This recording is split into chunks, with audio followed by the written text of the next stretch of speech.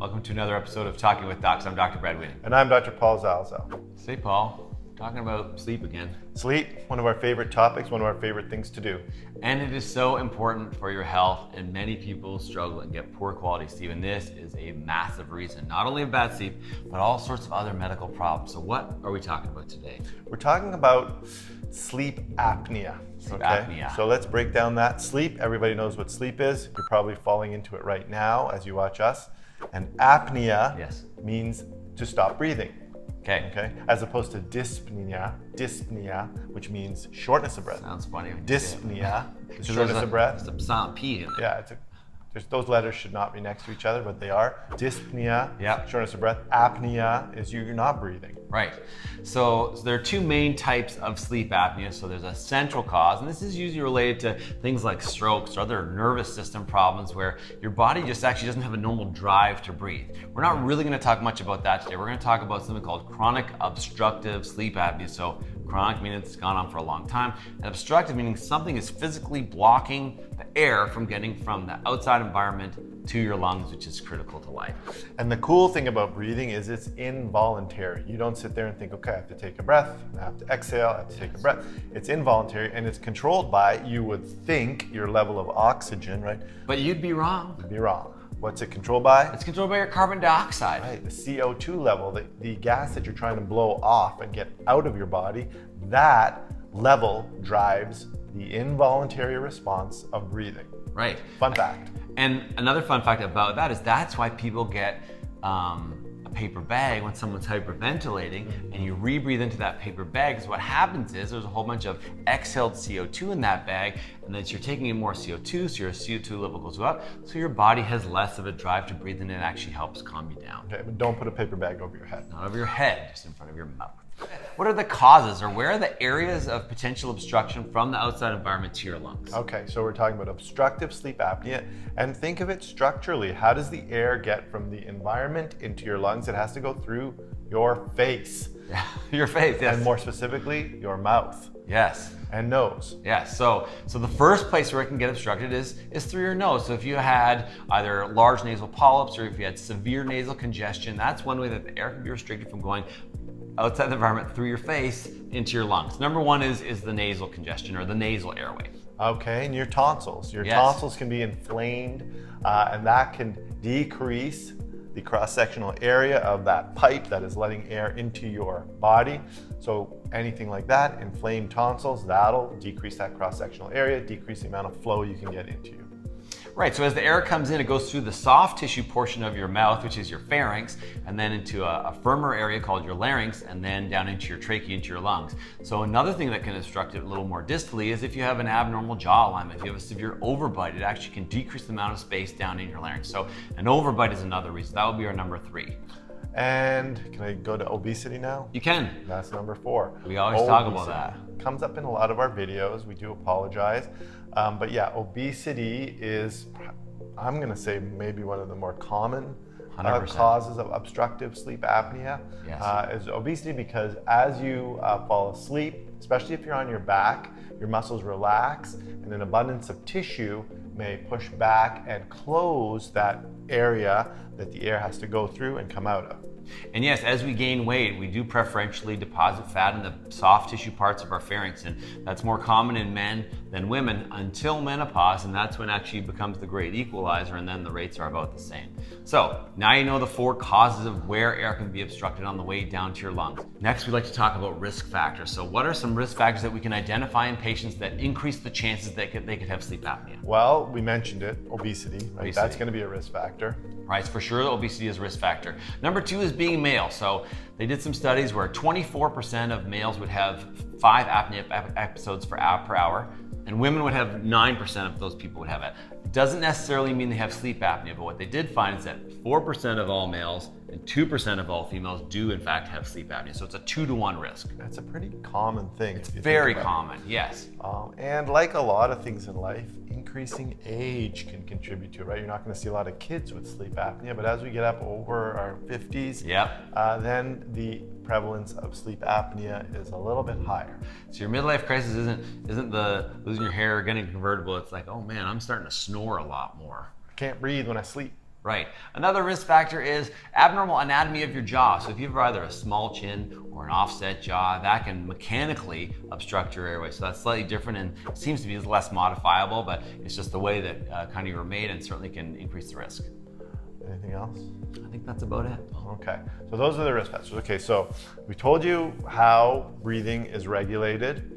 We've told you sort of the mechanics of why you get and we obviously researched this, and we did discuss this with a sleep expert, yes. A lot of this information. However, he didn't have a good sleep last night, so he couldn't be with us this morning. So that is sort of the experts sort of guiding us to give you this information. I have two other little ones that are kind of not really risk factors that are part of you, but part of the things that you do. So like we had earlier mentioned, sleeping on your back. So being supine is a risk factor, as well as drinking alcohol and taking sedatives, things that relax your airway. So we do talk a lot about maybe we shouldn't drink as much, or maybe we shouldn't drink at all. So this would be another reason that alcohol gets the con. Yeah, sorry. Yeah, sorry. Apologies Yes. alcohol. Apologies to alcohol.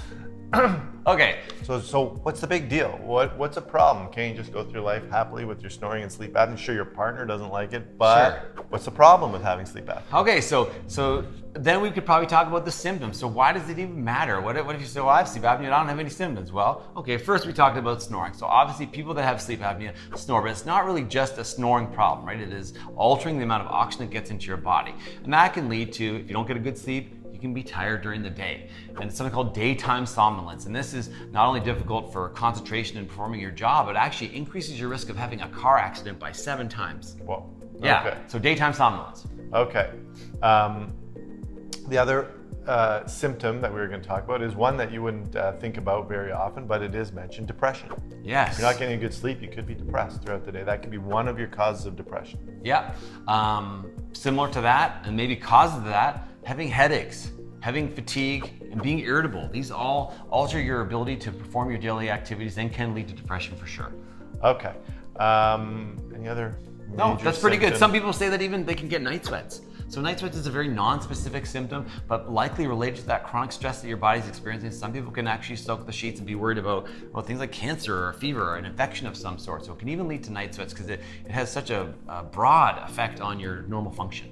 Keep in mind too, we mentioned snoring. We talked about snoring a lot, Yes. but certainly, snoring can be a sign of sleep apnea, but not everybody who snores has sleep apnea. Ooh, Okay, it's an important distinction. thing. Yeah, snoring is very common and it's one of the signs of it, but certainly not everybody who snores has sleep apnea.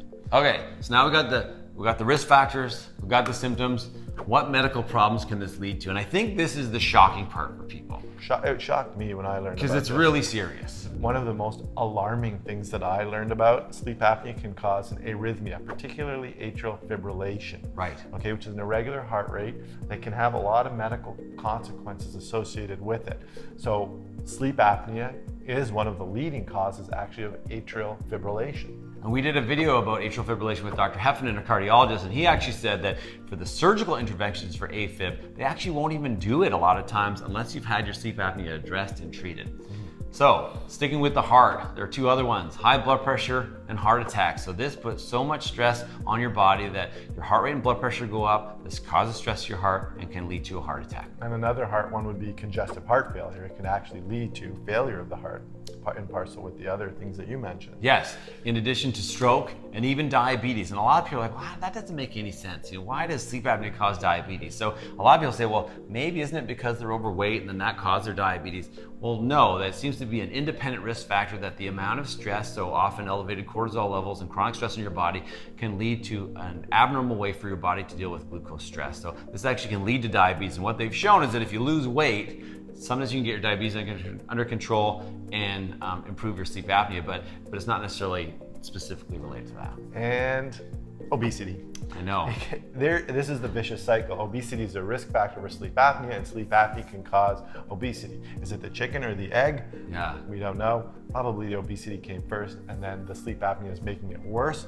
But sleep apnea can lead to obesity. Or maybe just don't eat either. Don't eat chickens or eggs. That's it. But the chicken wing philosophy of you, I'm not sure that's going to be. We're not going down the I'm not vegan. talking about chicken wings. Okay. Don't get me started on chicken. So you got a spouse or a partner or whatever that's nudging you, you snore, you got all these symptoms, and then you're worried about the risk factors. How do we diagnose it? Can you diagnose just by looking at somebody?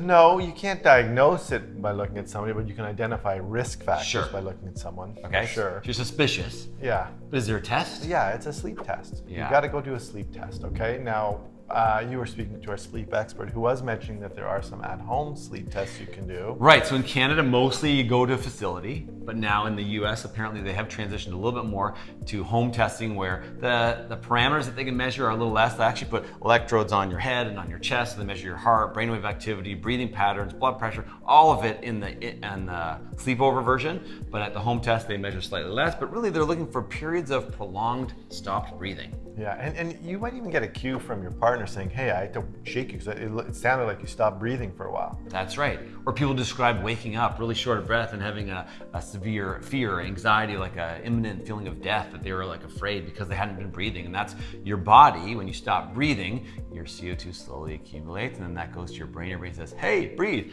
And then you breathe. So you wake up and you hyperventilate, and then your CO2 goes down, and then you fall back asleep. And it's, again, vicious cycle. Or you had a really bad dream. Or a bad dream. And that actually leads into what I was going to say is doing some research for this topic. I learned that when you go into REM sleep, or that deepest sleep where you actually dream, your body kind of goes into almost like a state of paralysis. And one of the hypotheses is that so that you don't act out your dreams, which I think is a little bit weird, but what that does is it relaxes the muscles of your soft palate, that falls and collapses your airway, and then you can't run or fight or do whatever. Especially if you're dreaming of streaking down the street. You really don't want to act that one out. Do not act that out. Okay, so now we have a diagnosis. Your doctor said you have a sleep study. You've gone, you reviewed it, and certainly you're confirmed you have obstructive sleep apnea. Now what? Now you've got to treat it. Okay. And there are a variety of treatments, Yep. and we always start with the least invasive ones first, or the things that don't have many risks associated with them. And probably the first thing to try, like everything, is try and control your body weight. Yep. If you can bring your body mass index down, that may help with your sleep apnea. And they said that even reducing your weight by as little as 10% can actually improve your episodes of apnea and get you out of a sleep apnea pattern. However, this often is not successful, unfortunately, as a lot of obesity experts would tell you. It's very, very difficult. So the second thing is to avoid other modifiable risk factors. So give some serious consideration to reducing or eliminating alcohol and or sedatives. The trouble is, these people can't sleep, right? Mm-hmm. So like, I gotta get some sleep. So what do? They say, you know what, sometimes a couple drinks before bed, or sometimes taking a sleeping pill helps me. Yeah. That ironically makes it worse. So you're getting worse quality sleep, and it's actually increasing your risk of the problem. So reducing alcohol and sedatives. Which really makes it important to get this diagnosis, right? Because there's other reasons you can't sleep, Yep. and certainly a sleeping pill can help with those. But if sleep apnea is one of the reasons you're not getting a good sleep, the sleeping pill is not going to help that. Right. Mouth guard. How about a mouth guard? You can wear a mouth guard that keeps your jaw forward and keeps the airway open. And it's super attractive. So especially when some drool comes out the side. That's right. So it's a really great way to intrigue your partner because you're wearing a mouth guard. But yeah, so particularly if you have an overbite or underbite, something that's altered in your jaw mechanics, that can help hold some of those soft tissues out of the way. So that's the next option. And then the key to the mouth guard is anybody can get the mouth guard. Yes. The key is Wearing using the mouth guard. Don't leave it on the night table. You've got to use it if you got one. If your doc gave you a night guard, you need it, use it. You could even maybe paint like glow in the dark like stuff on it. Have some fun with it. Have some fun with the mouth guard. But the gold standard is actually a CPAP, or a continuous positive airway pressure device. And then usually this is a device that either covers your nose and or your mouth and is attached to a little machine, and it provides constant pressure just to keep that tube open. Imagine it's like a balloon, except there's a hole in the other end, and rather than having it flat, it keeps it just open so that air can travel through it, down, out through your mouth, into your lungs. So this can help significantly improve the amount of air that gets into your lungs. Probably the inspiration for Darth Vader. Yes, for sure. It sounds just like that. Yes. But keeps the airways open and can save your life. And a lot of people are like, oh my goodness, I can't wear this thing. It's so noisy, blah, blah, blah. However, people report drastic, almost immediate changes into their quality of life. They get full sleep. They're not tired. They're not irritable. They don't have headaches. They don't fall asleep at the wheel when they're driving the car. So not only it makes you feel better, but it also saves your life, can either prevent or even reverse some of those other very serious medical problems that are caused by chronic sleep apnea. Any other options, Paul? We're surgeons. There's always surgery as an option, right? Yeah. Depending on the cause, right? If it's an abnormal anatomy, that can be treated surgically. Right. Certainly in the airway, there's some surgical options there. Yes, often complicated and not universally successful. So yeah, CPAP technology has really changed. And you think of the number of times when we replace people's hips and knees, they actually have it comes like in a little suitcase, they bring it to the hospital, you go in, you're rounding it in the morning, and they got the thing on. And that's really, you may be saying, well, what do a couple of orthopedic surgeons care about sleep apnea? Yeah. We do run into sleep apnea in our practices a lot, okay? Because some of the risk factors for sleep apnea, such as obesity, are also risk factors for arthritis. But all surgical specialties run into issues with sleep apnea because after you've had surgery, you've probably gotten a lot of medication that can sedate you, and your sleep apnea can be made a lot worse. So if you have sleep apnea, how it affects us in our surgical population is it may change your post-operative course. You may be undergoing a procedure that possibly you could go home the same day, but if you have sleep apnea, that's unlikely that you'll be able to go home the same day for certain procedures we do. Because we keep you in the hospital, so we keep an eye on you, because we know we've given you a lot of sedative medication that can make the problem worse and actually be fatal if you have really bad sleep apnea. So that's how it runs into our world, and that's why we're here talking about it. Sleep apnea, if you have sleep apnea, tell your surgeon or your anesthetist about it when you're going for your pre-op workup to go for surgery. Make sure to say, oh yeah, by the way, I have sleep apnea. Yeah, and a lot of people don't even think of it, like when I ask past medical history, people sometimes don't even mention it, right? Because it's not something that you can kind of see or whatever. But yeah, no, it's a critical part of your past medical history, as well as we cannot emphasize it enough. If you are worried about this, if your partner's worried about it, if you think you have it, you need to see your doctor and you need to get tested. And if you've been tested and tested positive, you need to use your machine because it can literally save your life. There you go. Sleep apnea. Sleep apnea. Who knew? Who knew? So please go get it checked out if you have any concerns about sleep apnea. If you like it, please like this video, subscribe to our channel. And remember, you are in charge of your own health. We'll see you next time.